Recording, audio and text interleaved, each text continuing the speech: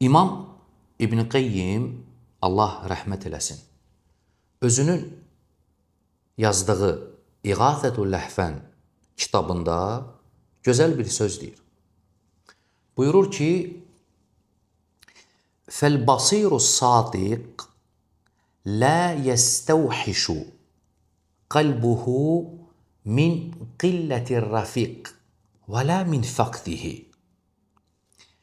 Bəsirətli, sadiq bir insan heç vaxt özünü yoldaşlarının, yəni dostlarının azlığından yaxud tamamilə yoxluğundan özünü tənha hiss etməz.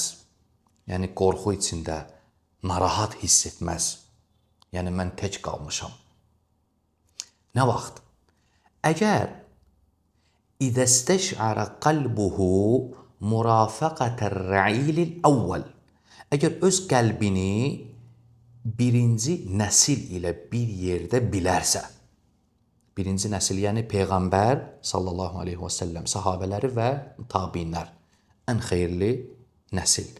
Demək istəyir ki, Allah rəhmət eləsin, əgər insan öz qəlbini onlar ilə birlikdə bilirsə, onların yolunda görürsə, insan öz qəlbini onların yolunda görürsə, bunu hiss edirsə, heç vaxtı yoldaşlarının, dostlarının azlığından, yaxud tamamilə yoxluğundan heç vaxt özünü tənha hiss etməz. Yəni deməz ki, mən təkəm, mən yalnız qalmışam, hamı məni tərk edib, yoldaşlarım məni tərk edib, dostlarım azdır, yaxud heç kim yoxdur. Olsun qardaş, əgər insan öz qəlbini o birinci nəsil üzrə, yolunda bilirsə, orada görürsə, orada hiss edirsə özünü, o heç vaxt özünü tənha hiss etməməlidir.